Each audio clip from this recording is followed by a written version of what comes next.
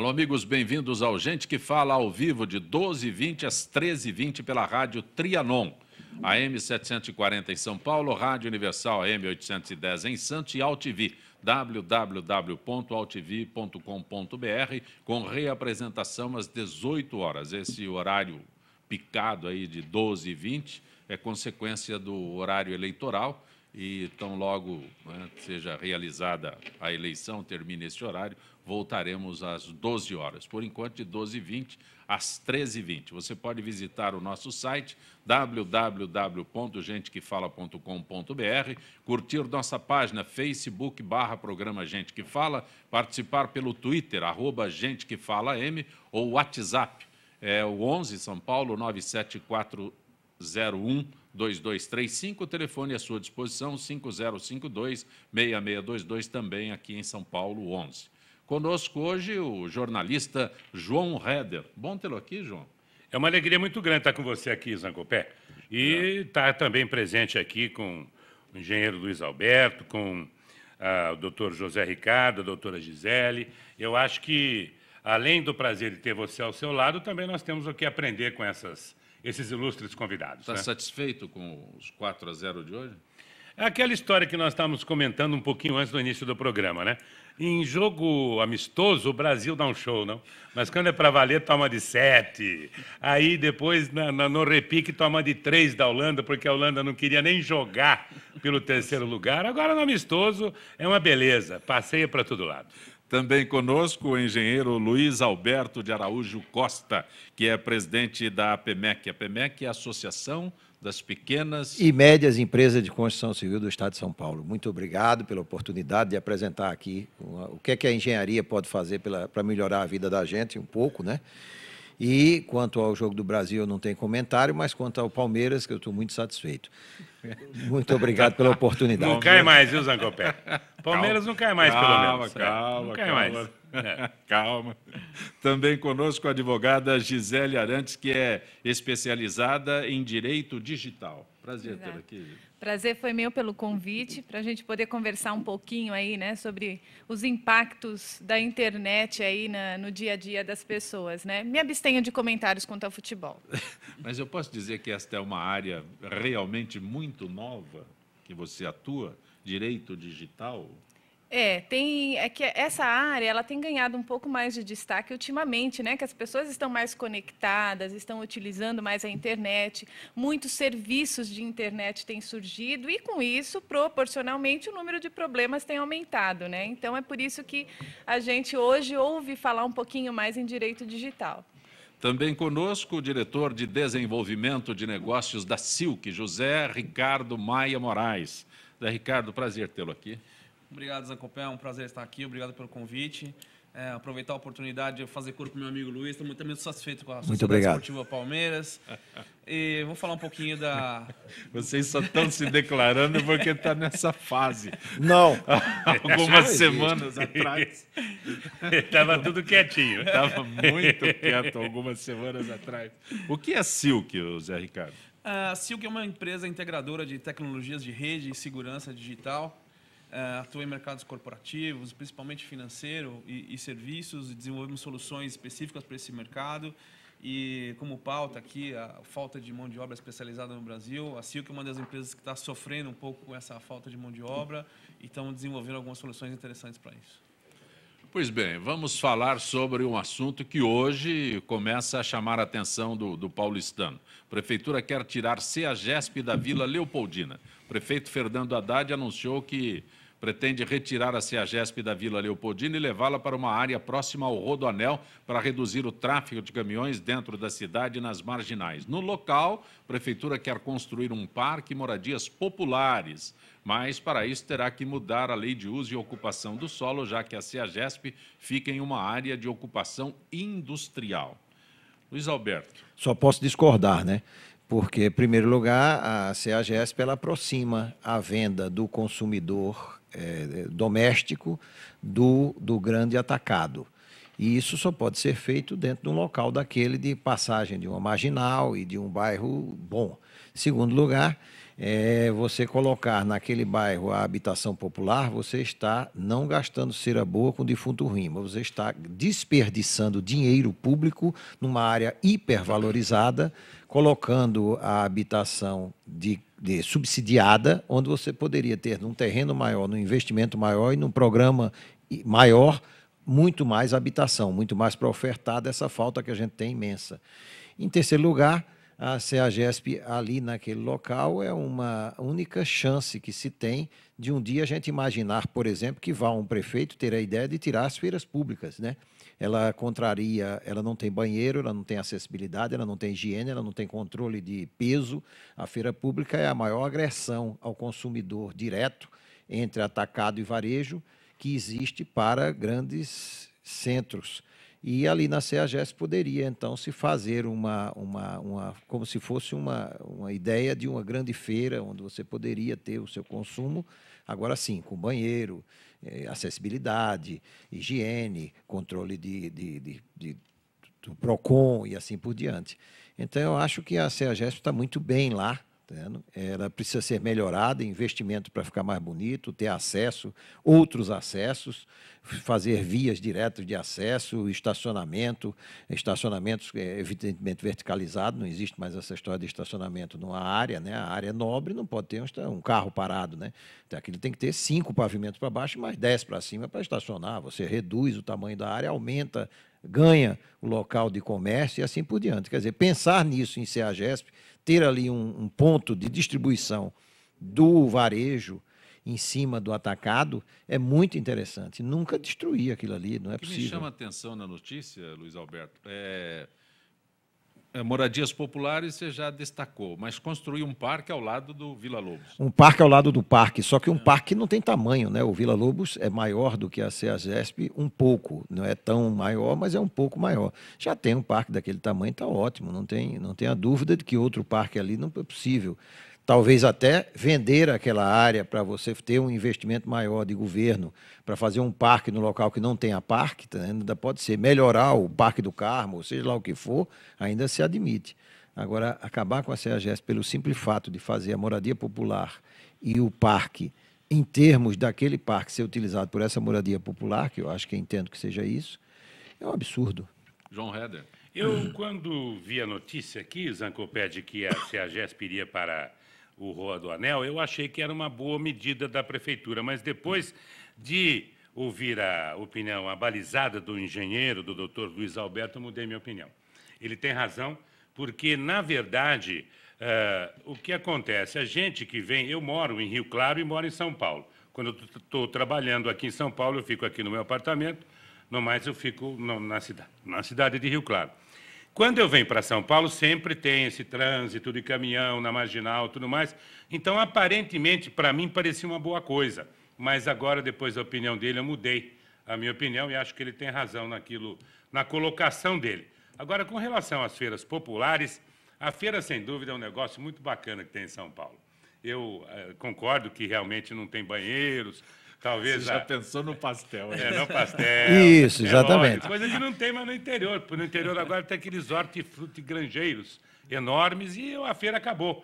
E aqui em São Paulo você pode curtir isso ainda, né? Antigamente era quitandinha. Quitandinha. Agora não tem mais. Tem o que não curte a feira também é o pessoal dos prédios e das casas que ficam naquela rua. Ele perde o direito a estacionamento, a sair com um doente que precisa sair de emergência, ele perde o direito à limpeza na frente da casa dele, enfim. Você já está pensando na tragédia. Doente precisa sair com doente. Sem dúvida. Você tem prédios ali numa feira, às vezes tem 20 prédios onde você forma uma população de 10 mil pessoas. Quer dizer, situações práticas. Né? Sem dúvida, é um crime a feira. O que se podia fazer é captar o bucólico dela, aí sim falamos do pastel e etc, e se diminuir esse tamanho e confinar em áreas que possam oferecer higiene, mobilidade para todos, né? Não tirar o direito daqueles que moram lá e assim sucessivamente. Aí sim, aí poderia fazer essa combinação, sim. Zé Ricardo, CEAGESP saindo daquele ponto tradicionalíssimo em São Paulo. A minha opinião é que isso é muito parecido com a demolição do Minhocão, são coisas que voltam à baila constantemente.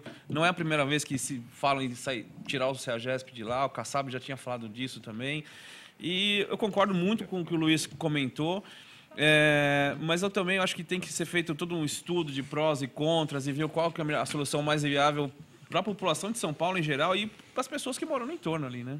Pelo amor de Deus, nunca no Rodoanel, né? O Rodoanel é uma via de velocidade, uma via de escoamento para ligação de rodovias e colocar algo que vá ligar o varejo ao atacado, você E um imagina detalhe, na beira do O Rodoanel. Rodoanel está todo em área de preservação ambiental. Absurdo, mais ainda. Aí Quer você dizer... vai colocar... Não, eu acho que foi uma piada isso aqui. Eu acho que é em tom de piada, não houve nenhum estudo. Como o Zé Ricardo colocou, é próximo à demolição do Minhocão. A demolição do Minhocão é maravilhosa que se faça, desde que se tenha a possibilidade dessa ligação leste-oeste existir. Como não existe essa possibilidade, por exemplo... Não existe alternativa. Existe, sem dúvida. Se ele fizer VLT, se ele fizer metrô, se ele fizer condições de Estamos transporte... falando de carros, não estamos falando de... E quando você Ali fizer... É exclusivo para carros. Exatamente. Quando você fizer um desvio em outras vias, artérias, para o carro que tem a possibilidade de funcionamento, né? Isso com viadutos, passagens subterrâneas, etc., o metrô pode nunca ser demolido, lógico, né? Talvez virar um jardim aéreo, Alberto, algo você desse deixaria tipo. o carro em casa? Nunca, porque eu não tenho transporte. Então você não pode, para Mas tirar tô o carrapato da perguntando- tô vaca, pergun- matar a vaca. Tô Você tem que perguntando passar o a remédio e tirar o possibilidade. carrapato. Todos Isso não nós existe. discutimos falta de metrô em São Paulo. Se eu tenho metrô, VLT, trem e o ônibus nunca, porque polui, é ruim, ele para. O corredor ele faz a adição de vários faróis, vários semáforos naquela via para o passageiro ter acesso à estação de embarque. A estação de embarque não é paga, então demora o sujeito subir. Quando chega 6 pessoas, para, porque o sujeito vai pagar, não vai passar o cartão. Ou às vezes não sabe passar o cartão, então fica todo mundo querendo subir, não sobe. O ônibus parado, a baia é pequena. Enfim, a pior solução é o corredor. A faixa não. A faixa deu velocidade ao ônibus, que dá prioridade, e esculhamba o comércio, mas você para na calçada toda, você não atravessa com um semáforo para pegar o ônibus, então a faixa dá velocidade e deu. Agora, o corredor é um crime. Aliás, o ônibus não é em qualquer cidade a partir de 1,5 milhão de habitantes, Eu não solução preciso- de mobilidade. Eu não preciso ser engenheiro para, sempre que vou à Zona Leste, observar que temos a radial, temos M. o Boi ônibus... Mirim, Santa Mar. Temos a radial, temos o ônibus do lado da radial, temos o trem do lado da radial e temos o metrô do lado da radial. E a própria Marginal Tietê. Não, nós temos carro, ônibus, trem e metrô por 6, 7 quilômetros no mesmo trajeto, no mesmo percurso. Então, É uma coisa absurda. você escolhe qual meio de Mas transporte o problema você é quer que ir se pra Zona você Leste. fizer um metrô, um VLT, ou até um monotrilho, que arquitetonicamente, em termos de urbanismo, não é muito bonito, etc., isso vai para a administração seguinte ou para a outra seguinte. Então, eu, político, não gosto. Eu gosto da minha atitude agora. Eu faço a faixa, melhora. Eu faço o corredor, piora. Mas, enfim... É um negócio que não tem o estudo para o futuro. O metrô é do Estado. A prefeitura não quer entrar no metrô, porque se ela for bancar o metrô, ela não tem dinheiro suficiente. Enfim, é um inferno. Eu não sei como sair desse engodo. Voltando aqui à pauta do nosso Gente que Fala, nesta edição, o Vaticano pede maior aceitação de homossexuais. Uma reunião de bispos católicos do mundo todo divulgou o documento que defende maior aceitação em relação aos fiéis gays e aos divorciados casados apenas no civil ou em uniões não formais. O texto afirma que as pessoas homossexuais têm dons e qualidades que podem oferecer à comunidade cristã e é preciso acolhê-las, aceitando e valorizando sua orientação sexual. Então, Zé Ricardo, posso começar Pode sim. A minha opinião é muito clara e objetiva. Eu acho que mais importante do que qualquer orientação ou opção sexual é o caráter das pessoas. Então, bom caráter e mau caráter existe em qualquer região, em sexo, profissão. Eu acho que a posição do Papa é coerente com o que ele fez até hoje e eu acho que realmente é uma iniciativa interessante. Gisele? Eu concordo com o colega, uma iniciativa muito interessante e já era tempo, né? A gente está vivendo hoje um momento em que a gente tenta combater, né, a homofobia e qualquer tipo de discriminação. E a igreja não pode se furtar a esse momento, né? Então, eu penso que realmente discriminar homossexuais ou pessoas que não sejam casadas na igreja, só no civil, não tem por que elas serem impedidas ou até, de certa forma, discriminadas dentro da igreja. Tem que estar aberto para todo mundo, sem dúvida nenhuma. João Heder? Eu concordo, acho que está correto o pensamento da pessoal aqui da mesa. Não, Luiz? eu sou mais radical. Eu acho que o sujeito homofóbico ele deve ter alguma doença. Tem que botar o sujeito para tratar.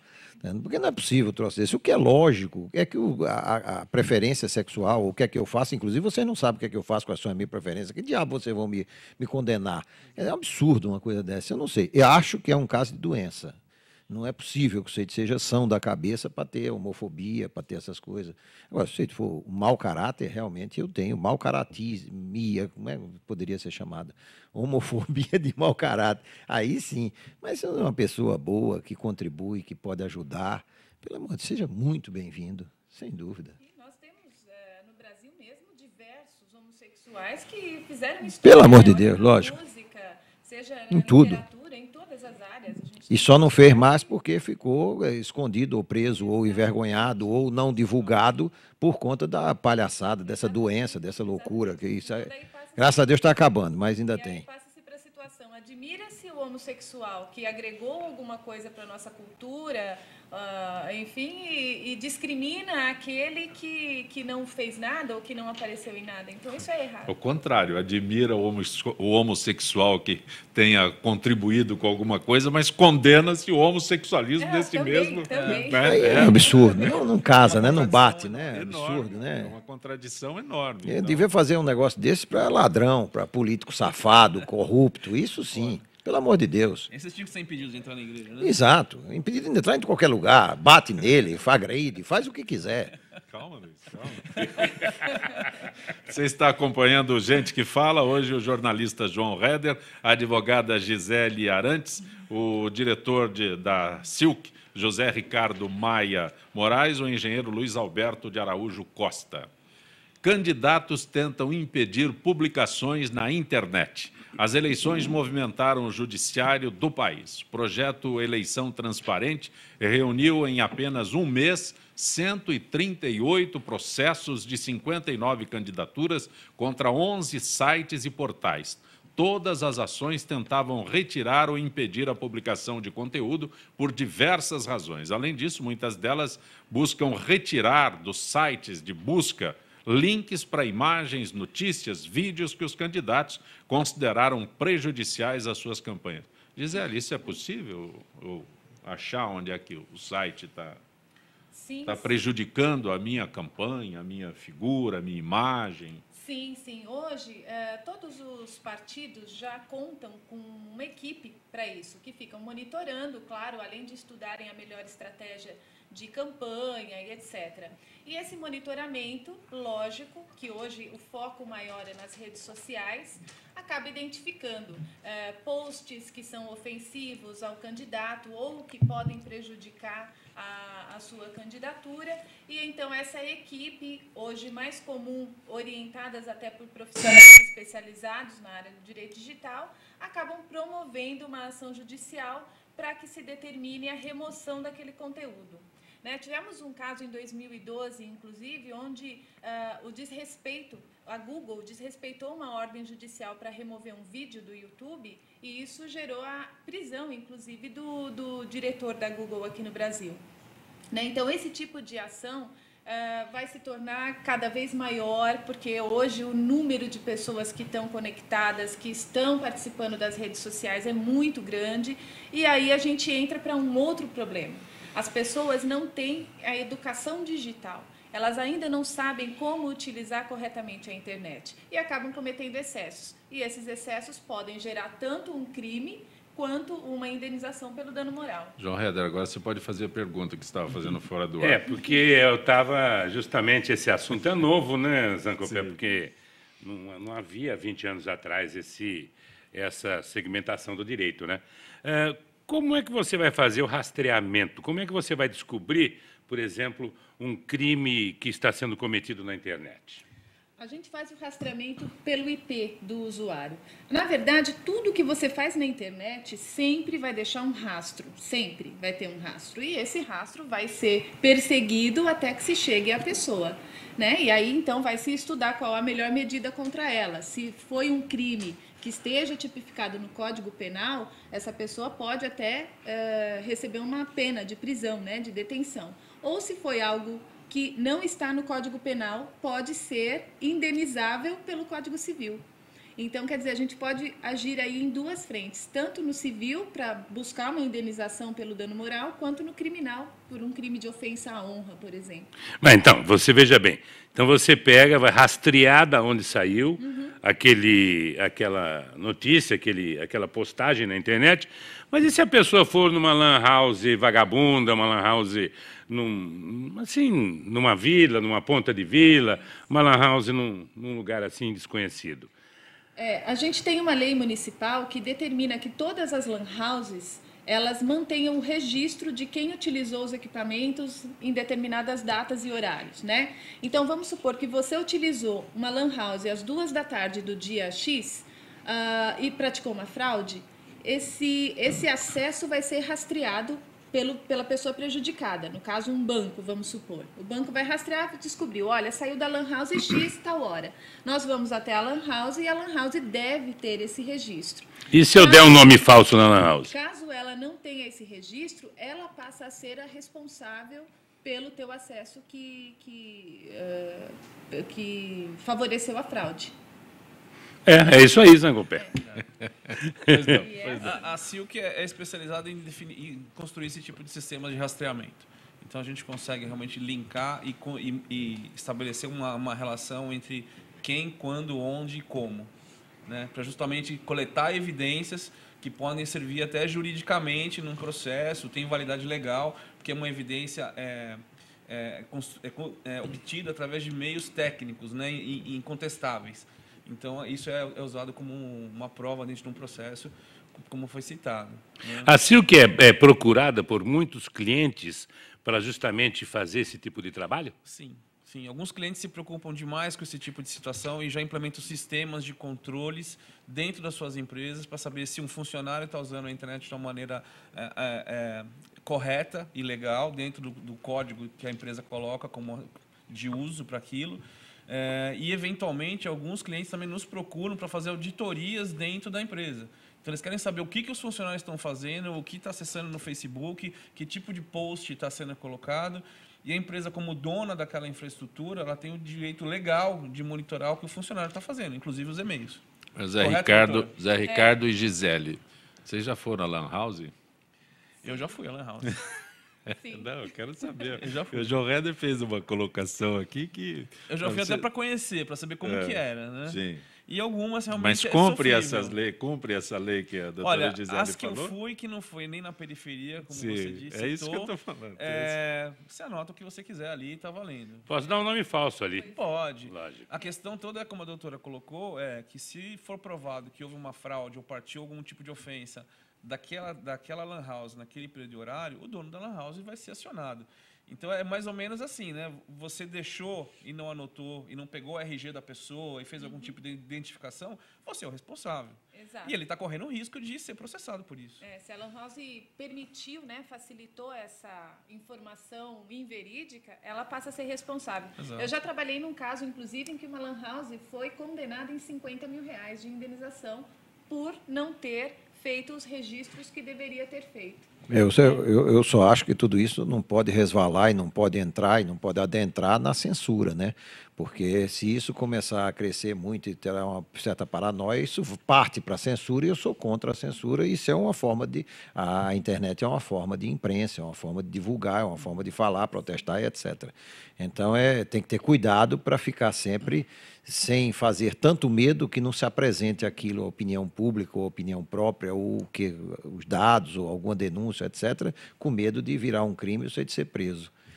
Então, não desmerecendo o trabalho das duas empresas, você tem que ter esse cuidado também. Eu concordo com você. Censura realmente, né, fora de comentário. Mas, pelo amor de assim, Deus. O que acontece é o seguinte, lógico, é privilegiado pela nossa Constituição Federal a livre manifestação do pensamento, Sim. a liberdade de expressão, e isso deve prevalecer sempre. Perfeito. Só que as pessoas acabam achando que esse direito ele é inatingível, e não é, ele é limitado. Porque a partir do momento que você exerce o seu direito de liberdade de expressão ou de livre manifestação do pensamento e você atinge um direito de outra pessoa, então você passa a ser responsável por aquele excesso, né? E isso é punido pela lei. Mas, Gisele, você tem conhecimento desse projeto Eleição Transparente? Sim, sim, sim. E o que acontecia? Candidatos que não queriam informações que ele julgasse negativas, é isso? O que acontece? Na época de eleição, muitos candidatos acabam publicando vídeos, ou até... Porque não tem uma legislação textos. específica para a rede. Tem. A Lei 9.054, se eu não me engano, de 97, que foi reformada em 2012, ela trata hoje da campanha eleitoral pela internet. E é bem completa essa lei, ela foi muito bem redigida, aliás. O que me parece que nós tivemos muito fofocas daqui, fofocas dali, eu não quero, isso eu quero, isso olha, e ficou meio no ar, meio quando Isso você já diz que tem tem no uma horário legislação. eleitoral, um dizendo isso, dizendo aquilo. Não, mas eu não quero. No horário eleitoral, eu não posso impedir que você faça o seu pronunciamento. Mas aqui na internet, eu posso ir lá com toda a fúria e retirar o seu depoimento. É um absurdo. Seria Tem que ter isso? muito cuidado para que for- não vire uma censura. Censura nunca mais. Mas, claro, a justiça vai analisar o pedido, né? Se entender que realmente foi uma postagem excessiva, ofensiva, e que pode, de alguma forma, atrapalhar a campanha de determinado candidato, ela vai determinar a remoção. Ou não, como já teve muitos pedidos negados. Porque hoje o candidato, se vê uma vírgula fora do lugar no comentário do seu oponente, ele fala, não, isso aí está me prejudicando, eu quero remover. Então, a justiça vai analisar esse material e vai reconhecer ou não que é um material ofensivo. Se Zé reconhecer Ricardo. que manda remover. Zé Copel, eu digo uma coisa para meus filhos sobre internet, Facebook e as mídias sociais. Você não faça no mundo digital o que você não faria pessoalmente. Então é a mesma coisa. Eu posso ir no Facebook e te ofender, mas será que eu te ofenderia pessoalmente? Né? Eu posso postar um artigo na Folha, no Estado, em qualquer jornal de grande circulação, ofendendo um presidente, ofendendo um deputado, etc. E assim como na internet, ele também teria o direito de contestar aquilo judicialmente e pedir que eu me retratasse no mesmo meio de comunicação. Então, acho que a internet não muda isso. Né? Você tem os meios de comunicação, a internet é mais um meio de comunicação. Então, da mesma forma que você pode se sentir ofendido no jornal, na revista, em qualquer outro meio, você também pode se sentir ofendido na internet. E você vai procurar os seus direitos em qualquer um dos meios. Gisele, Eu diria que até mais na internet, né? Porque o alcance da internet Sim, é ilimitado. muito maior e muito mais rápido. Né? uma pergunta que eu preciso de uma resposta rápida da tua parte, Gisele. Hoje tem o WhatsApp. Eu tenho recebido diariamente mensagens de WhatsApp exatamente sobre eleição. Tem alguma legislação ou não tem? Tem. Nessa Tem? lei, essa lei que regula as campanhas Mas não tinha WhatsApp antes da lei. Não tinha WhatsApp quando a lei foi. Não, mas WhatsApp agora tem. é Mas já tinha recentíssimo. outros, sim, mas já existiam outros meios de comunicação, Sim. como rede social e etc. Mas se aplica ao WhatsApp também a lei. O que acontece? O candidato ele só pode disparar a mensagem, seja por WhatsApp, SMS, qualquer meio, se ele tiver captado aquele telefone de forma legítima e com o consentimento do dono do telefone. Claro, eu tenho que ter dado meu número para ele. Caso contrário, ele está infringindo a lei. Agora, se ele passou para a Gisele, que forneceu o telefone dela e autorizou esse tipo de mensagem, e a Gisele repassar essa mensagem para os seus amigos, aí já não tem problema. É esse o detalhe que eu tenho recebido isso nesses dias de WhatsApp sobre Isso é bobagem. política. Você não recebeu nenhum do Tiririca. Tiririca não foi contra ninguém por nenhum tipo de agressão que tenha sofrido via internet e foi o segundo deputado federal mais votado do Brasil. Então isso não existe isso. É um joguinho para tentar ver se melhor faz propaganda. Fulano me ofendeu, Beltrano disse isso que me prejudicou. Aquilo ali está fazendo a propaganda, né? Está se entrando como vítima para, já que ele não pode morrer, né, para começar a ter voto, então ele faz uma coisa dessa. Você está acompanhando Gente que Fala pela Rádio Trianon, AM 740, Rádio Universal em Santos, AM 810, AltV, www.altv.com.br. Retornaremos em instantes.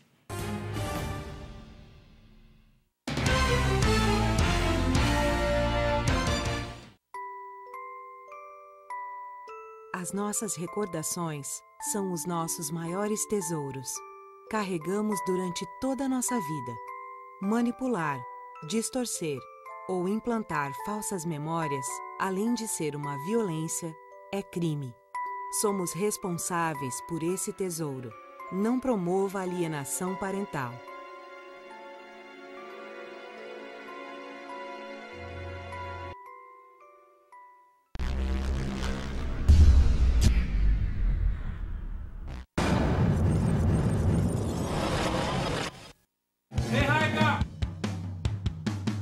Estamos aqui em São Paulo, no Estúdio Quanta. Gravando Marisa. Tá inacreditável, eu estou amando fazer. O Achados Marisa é um conceito novo que a marca traz para o mercado e com uma proposta bastante interessante. A gente vai fazer algumas ações com revistas de moda. Então a gente tem a tendência de moda presente nas nossas coleções com preço justo. O projeto teve uma grande participação das editoras, das revistas. A gente montou todas as coleções e eles foram lá junto com a gente e pincelaram o que a gente colocaria na revista. Foi muito bom quando elas olharam para a nossa coleção e falaram: nossa, que achado! A gente queria posicionar a Marisa com uma rede de fast fashion, com uma entrega de informação de moda muito forte. O conceito dessa campanha tem como objetivo reforçar a imagem de moda que a gente tem. A gente buscou um fato que é muito comum no mundo digital, que são os achados. Gente, olha que achado! Com base nesse fato, a gente trouxe toda a campanha para a loja física, para a internet e para a venda direta. Nós não estamos falando só de uma comunicação, na verdade vai ter toda a campanha de TV, de revista, mas a gente vai também integrar toda a parte digital, e-commerce. Então é um projeto que ele nasce com uma envergadura bastante interessante para ficar aí por um bom tempo. As dificuldades eram a gente conseguir imprimir uma linguagem diferente para 12 filmes que, na verdade, estão mostrando ofertas. Por isso que é bom um diretor que entende tudo! É um filme de varejo, mas que, ao mesmo tempo, é um filme de moda. Então, ele tem que ficar bonito, elegante. A gente está filmando em muitos quadros, porque o slow também deixa as mulheres muito mais bonitas. Essa campanha tem que imprimir moda, sem deixar muito de lado a reverência, toda a alegria que imprime a marca. Olha e fala pra câmera, tá? Eu adorei falar essa frase, que é uma frase que eu cresci escutando. De mulher para mulher, Marisa. Eu tinha que falar. Música o tempo inteiro. A ideia é botar as meninas pra dançar, deixar o clima divertido. A sugestão do diretor de arte foi muito bacana, de ter esses módulos cambiáveis para dar um glamour pro filme, né? A assinatura é quem mais entende de mulher por quem mais entende de moda. A Marisa entende tudo de mulher e chamou quem mais entende de moda para os Achados Marisa da semana. A gente chegou numa linguagem interessante, numa atitude interessante. Existe moda a preço acessível na coleção da Marisa. Gostei, amei, comprei, levei.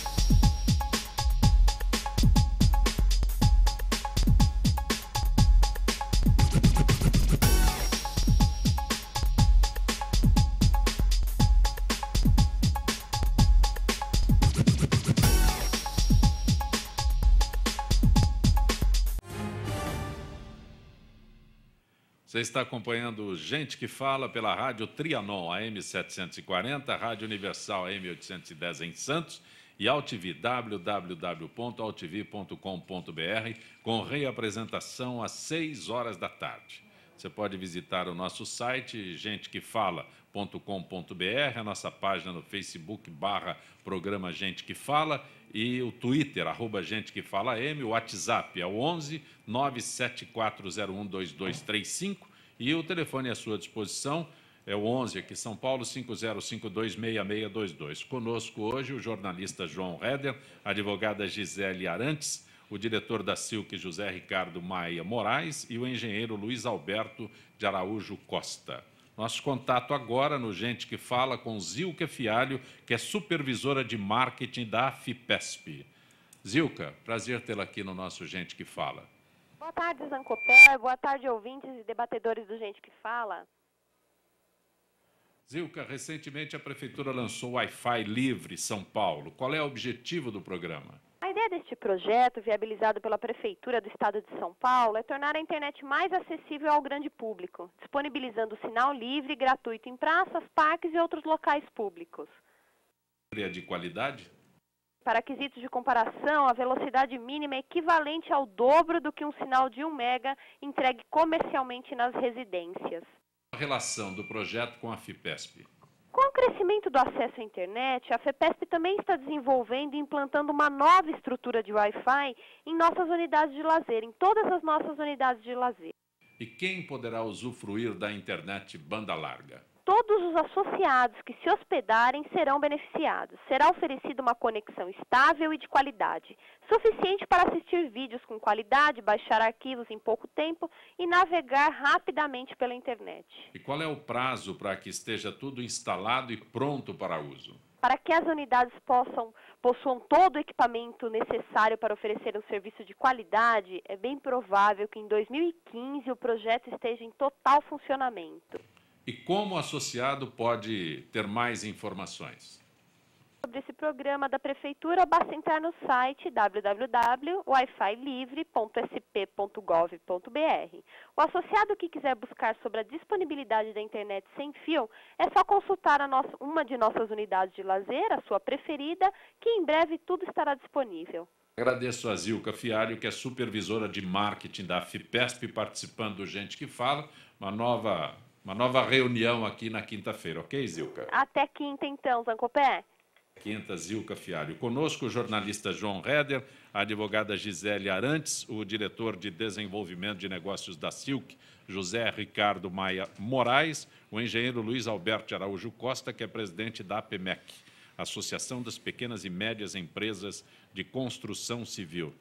Zé Ricardo, é verdade que o Brasil sofre com a falta de profissional de tecnologia? Zancopé, sofre e sofre muito. Tá? O mercado de TI é um dos poucos que crescem ano a ano no Brasil, chega perto de 20% de crescimento ao ano e, evidentemente, são demandados muitos profissionais nessa área.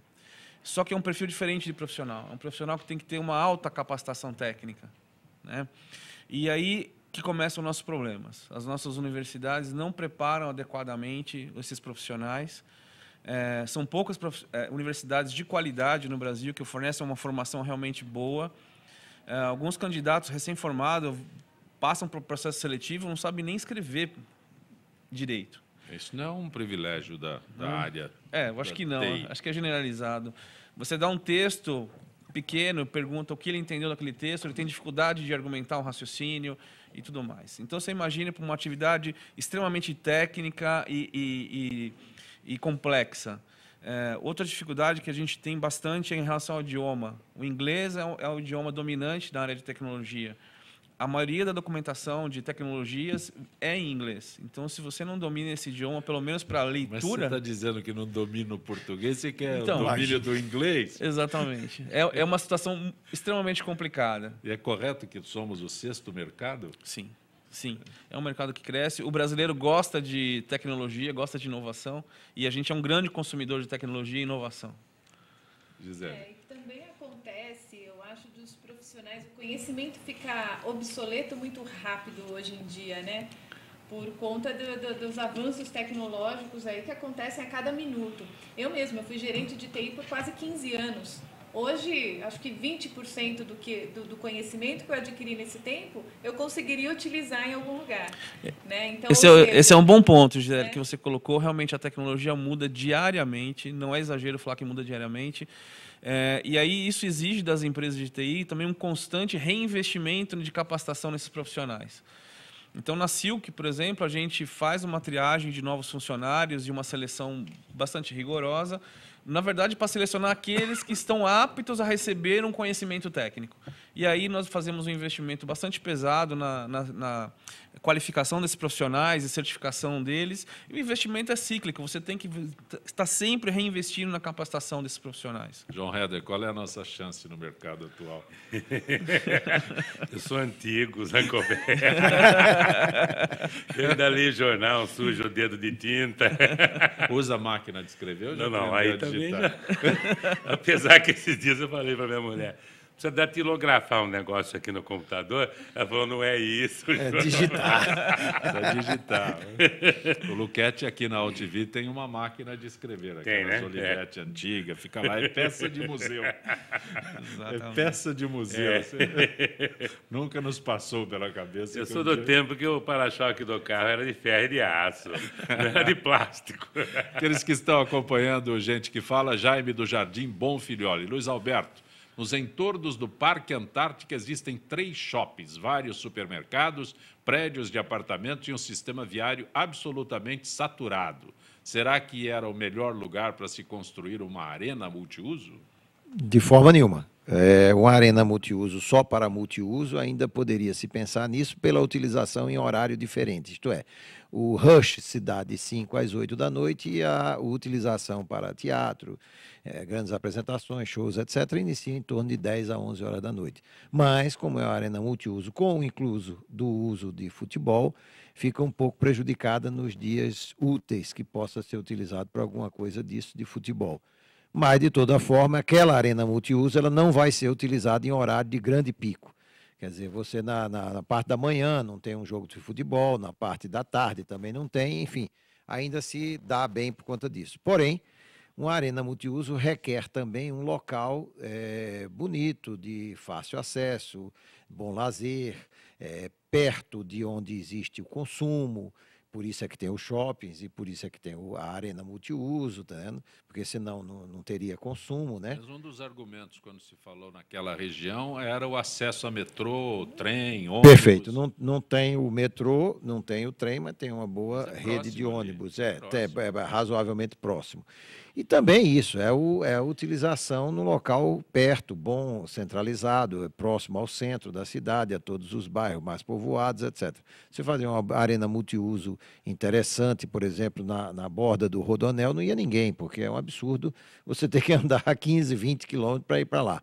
Não se falando nisso em nenhuma, vamos dizer, alusão à contenda entre palmeirense e corintiano, você fazer um show, ou 2 ou 3, ou alguma coisa mais assim na arena do Corinthians. Você já tem uma distância maior, já tem um consumo indicado na faixa para aquela região, e assim tem muita coisa que poderia ser dificultoso. Portanto, lá não tem esse afluxo grande a essas outras atividades, a não ser o futebol. Tem uma outra pergunta, não sei quem enviou a pergunta, mas Luiz Alberto, li hoje no jornal que estão jogando taxinhas nas ciclovias para furar o pneu das bicicletas que passam. Pois não. É uma imbecilidade, porque passa tão pouca bicicleta e é tão pouco utilizado que o sujeito vai gastar a taxinha à toa. Mas deve ser preso um sujeito desse, porque deve ser louco, tá? Ou pelo menos fazer ele andar em cima das taxinhas da bicicleta. Agora, a ciclovia e ter a bicicleta como transporte principal, no caso da mesa aqui, nós três, estamos meio prejudicados, porque daqui a pouco a gente não anda mais de bicicleta porque não tem força para isso.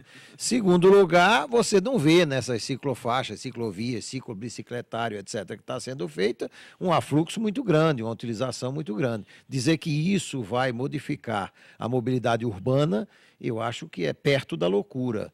Não passa pela burrice, porque não acredito nisso.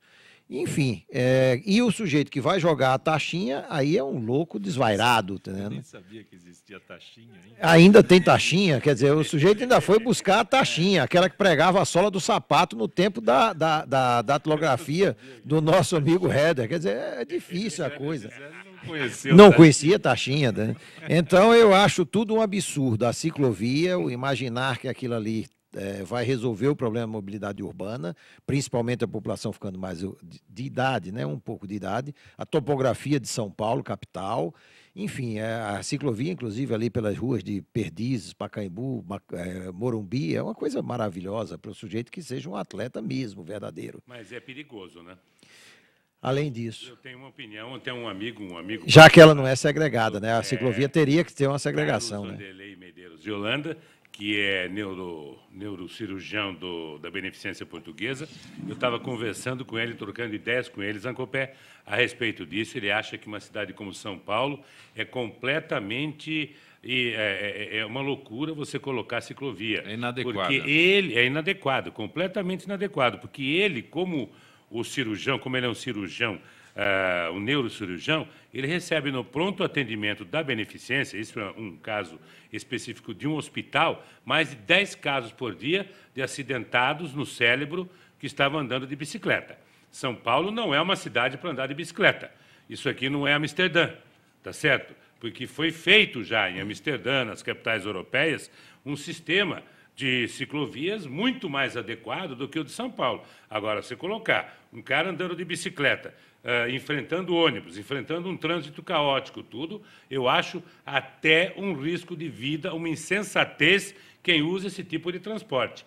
É um transporte muito bom, não polui, você faz atividade física, mas para uma mega metrópole como São Paulo, é preciso se ver. Tem que segregar. A ciclovia ela tem que ficar separada e defendida. Ou e então além não disso, tem jeito de colocar, não é? Não há condição. É. Tem que fazer isso. E além da ciclofaixa, não. Em termos de lazer, é o ideal que se faça e que se aumente. Agora, a ciclovia misturando no trânsito e concorrendo Perigoso. com a mobilidade urbana é brincadeira. Gisele Laurir da Cachoeirinha. Como o Código Penal abrange os acessos ilegais de conteúdos que estão nas nuvens? É verdade. Olha, esse problema de nuvem hoje é bastante... Tem dividido opiniões, na verdade. Na verdade, quem vai tratar disso não é o Código Penal. O Código Penal ele vai tratar apenas de crimes que sejam ofensa à honra, né? Injúria, calúnia, difamação. Mas o acesso aos dados que estão na nuvem, ele é de responsabilidade de uma determinada empresa que você contrata para guardar esses dados na nuvem, que não se sabe onde está essa nuvem. Então, a rigor, a gente vai primeiro acionar essa empresa para fazer uma identificação ou para fazer a diligência que for necessária para se descobrir quem foi que acessou aqueles dados que eram seus e estavam na nuvem. Como tivemos casos recentes aí de vazamentos de fotos, né, de celebridades. Na verdade, é a própria empresa responsável pela guarda daqueles dados na nuvem é que vai ter que responder ou vai ter que, no mínimo, auxiliar uma investigação de autoria. Zé Ricardo, Fábio Santos, qual a sua posição sobre a entrada do Brasil de pequenas empresas, de empresas da área de informática, que são verdadeiras multinacionais da informação? É um processo irreversível, né? Principalmente na área de desenvolvimento de software. Hoje é muito comum você desenvolver um software no Brasil e contratar programadores do mundo inteiro. Eles são contratados para trabalharem por hora. Tem alguns que são freelancers, eles só vivem disso. E essas multinacionais elas vêm para o Brasil aproveitando muitas vezes da nossa mão de obra mais barata. Então, o desenvolvimento de software aqui acaba sendo mais barato do que nos Estados Unidos, onde a capacitação técnica é muito elevada, mas os custos também são muito elevados, né? Índia é um grande exemplo disso, né? Você tem mão de obra muito barata na Índia, você tem mão de obra muito barata na China. Tem até um caso pitoresco de uma empresa de software que a gente conhecia aqui, que um dos programadores dessa empresa subcontratava um chinês para fazer o trabalho dele. Então, é mais barato ele receber o salário, pagar um chinês e ele fazer outras coisas no horário de trabalho dele. Muito simples. Os brasileiros são muito criativos na Copa. Gisele, Carlos do Tatuapé. Será que Obama ainda está grampeando as conversas e meios do Palácio do Planalto? Excelente pergunta, Carlos. Claro que está. E claro que vai continuar enquanto existir internet. Eles que inventaram Por quê? isso, para que seria? Pelo amor de Deus. O GPS, internet, foi deles. É óbvio. Bem rápido. Nos Estados Unidos, existe uma lei que exige que todos os equipamentos de comunicação que sejam fabricados lá tenham um backdoor. O que é isso? Uma falha de segurança, numa linguagem simplista. Exato. Para quê? Para que os Estados Unidos possam acessar, sem que ninguém saiba, qualquer tipo de comunicação que estiver trafegando por aquele equipamento, né? Tudo bem, então o equipamento já sai de fábrica com essa falha de segurança para os Estados Unidos acessar. Já sai com a falha, é bom, né? Sob o pretexto de se prevenir ataques terroristas. Ok. Agora, a grande pergunta. Quantos equipamentos de telecomunicação fabricados nos Estados Unidos nós usamos aqui no Brasil ou no mundo? 99,9%. Quase a totalidade. Todos. Então, todos esses equipamentos possuem a falha de segurança que os Estados Unidos exigem. Você diz falha de segurança. Aqui no Brasil, a gente diria que ele sai com uma gambiarrazinha para facilitar. É outro termo para explicar. Só complementando a resposta da Gisele, é válido lembrar que a internet ela surgiu de uma rede militar. Sim. É um projeto militar. Então, vocês imaginem tudo que tem de rigor em cima de um projeto militar e que, com certeza, os militares americanos não abandonaram, né? Não, com certeza. E vão continuar espionando sempre. Luiz Alberto, o 2014 é bom para a construção civil? Diz que as pessoas, nós estamos em outubro, as pessoas, o pessoal da área já quer esquecer 2014, é verdade? Não. O problema todo é que a construção civil, como toda a agricultura, a informática, etc., ela vai pela moda, pelo aquilo que está dando mais dinheiro, que é aquilo que o mercado está absorvendo melhor, por uma rentabilidade para quem oferece melhor. Então, o mercado de incorporação, principalmente da classe média alta em diante até a classe milionária, ele foi muito aquecido nos 3 últimos anos. A classe média tentou esse aquecimento e conseguiu um pouco de aquecimento. Aquecimento significa vender mais caro aquilo que teve um custo mais baixo, resultando no lucro maior. Isso aconteceu de 6 anos para cá e nosso apartamento, de repente, que a gente comprava por R$ 3.500 o metro quadrado útil, passou a se comprar por R$ 7.000, essa coisa. Isso tende a esgotar realmente. Mas a moradia, vamos dizer assim, de média baixa para baixa e média, que tem um mercado muito grande atrás dessa moradia e que não houve oportunidade desse ganho excessivo, etc., ela continua aquecida, continua vendendo.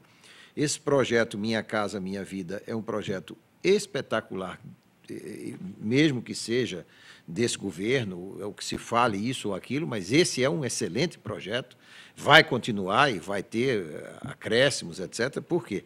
Porque dá uma velocidade maior e um subsídio à habitação popular, porque tem que ter, porque senão você não vai comprar, nunca. Se esse subsídio vem em forma de juros ínfimo ou até mesmo de ajuda e auxílio financeiro direto, é outra coisa, mas tem que ter.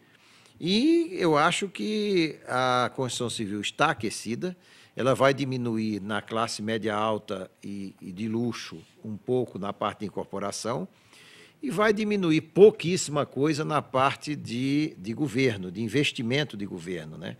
A construção civil ela vive muito também do investimento que o governo faz.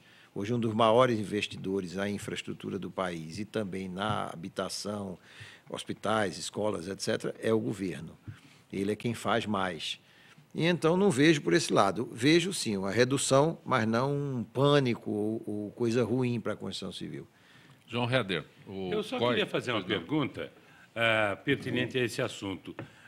Os imóveis, como você disse, subiram. O preço do metro quadrado era 3.500, foi para 7 e tudo. Irreal. Isso aumentou, logicamente, o preço do imóvel. A tendência é de cair esse preço? Não. Parte cai um pouco. Cair que não cai, não. Não. Eu não sou da área, mas cair não cai, não. Não, Minha experiência de Brasil não, porque diz que não cai, imediatamente houve a redução na oferta. É por isso que não cai. Ele se mantém e a redução é muito pequena nos altos preços. Esses valores, por exemplo, em alguns bairros, que não vale a pena citar aqui, em São Paulo, que chegaram a 15, 20 mil, no Rio de Janeiro, de 30, 40 mil reais o metro quadrado, isso vai haver uma pequena redução. Mas a redução drástica não vai ter. E só se manter já é uma redução. E não vai ter essa redução drástica, etc., porque a oferta foi absolutamente retida. Então, as grandes incorporadoras que estavam neste ramo, neste local, investindo imensamente nisso, comprando e vendendo, elas reduziram drasticamente isso. Até o mercado imobiliário mesmo, na parte de venda de ações, etc., também sentiu a redução disso tudo. Eu penso, sabe o que, Zancopé? Que se você não tem nenhum aperto financeiro, você está bem estabilizado financeiramente, o imóvel é o melhor negócio, é o melhor investimento. Então, mediante esse raciocínio, continua sendo o melhor investimento. Desde que ele seja algo que você consiga comprar e utilizá-lo, aquele dinheiro que você investiu de alguma forma. Por exemplo, hoje os aluguéis passaram nessa faixa a ser um aluguel não proveitoso financeiramente. Você está alugando hoje o que alugava a 0,6% até 0,9%, você está alugando hoje a 0,2%, 0,3%, principalmente imóveis de luxo ou imóveis de, vamos dizer assim, supérfluo, como praias, sítios, etc. Você está alugando a 0,2%, 0,3%. Ora, se você está alugando algo que você investiu a 0,2%, 0,3%, nada mais justo que você investir no mercado financeiro. Você obtém muito mais por mês, né? Claro. Quer dizer, então, eu acho que isso, a tendência é estagnar. João Heder, 1 minuto para você dizer sobre a visita do Comitê Olímpico Internacional às obras do Parque Olímpico no Rio de Janeiro. Saíram contentes de lá. Pois é, 1 ano atrás, o Comitê Olímpico veio ao Rio, teceu uma série de críticas às obras que estavam sendo desenvolvidas para os Jogos Olímpicos de 2016, e agora voltam ao Rio de Janeiro e dizem que as obras estão de acordo com aquilo que se esperava no seu andamento. E até a Baía da Guanabara deixou uma imagem positiva. Eu não sei como é que vai despoluir a Baía da Guanabara. Eles não chegaram perto da Baía. Eu acho que não chegaram perto. Entendeu? Não cheiraram a Baía. Então, vamos esperar para ver o que o Comitê Olímpico vai decidir a respeito dessas obras. João Heder, muito bom tê-lo aqui no Gente que Fala. É maravilhoso poder encontrá-lo sempre. Foi um prazer enorme estar com você, estar com os seus convidados aqui no Gente que Fala. E é como eu sempre digo, né, Zancopé? Já ganhei meu vintém, falei pouco, falei bem, não menti para ninguém. Até a próxima, boa sorte, amém. Gisele Arantes, advogada, tudo direitinho? Tudo direitinho. Obrigado. Ela estava aí, né, preocupada, falo, não fiz a maquiagem, mas não precisa. Pois é, ela não precisa maquiagem. Nem de arrumar o cabelo. Mas você não precisa. Vocês começam a discutir futebol? Caramba, eu quero falar sobre tendência primavera-verão. Gisele, obrigado por ter vindo. Zé Ricardo, muito bom tê-lo aqui no Gente Obrigado que Fala. pela oportunidade de trocar experiências e opiniões com todos na bancada. Foi muito interessante. Agradeço o convite. Luiz Alberto, você sempre enriquece nosso Gente que Fala. Eu agradeço imensamente. Divulgar a Constituição Civil como ferramenta de gerar emprego e desenvolver o país é uma coisa maravilhosa. É o que mais gera emprego no Brasil? É o que mais gera emprego para uma classe maravilhosa, aquela absolutamente desqualificada. Você senta na porta da fábrica e tem que mexer num torno, mexer nisso, mexer aquilo. Na porta da Constituição Civil, não. Ele entra absolutamente desqualificado. Isso é muito importante nesse país ainda. Exato. Gente que Fala tem na direção o jornalista Fausto Camunha, a diretora de produção Zenilda Salvato, redação Raela Brandão, Pedro Esquiavão, na pauta José Carlos Sicarelli, produção cultural Ricardo Godoy, na rádio Trianon, Neildo Neres, Cléo Rodrigues, Benê, na direção da AltV, Alberto Luquete, na técnica James Eduardo, Iago Matsumoto, Célio Teixeira, Arthur Endler. Estaremos de volta amanhã, logo após o horário eleitoral. Na sequência, Trianon, Marcos Calazans. Grato. Até lá.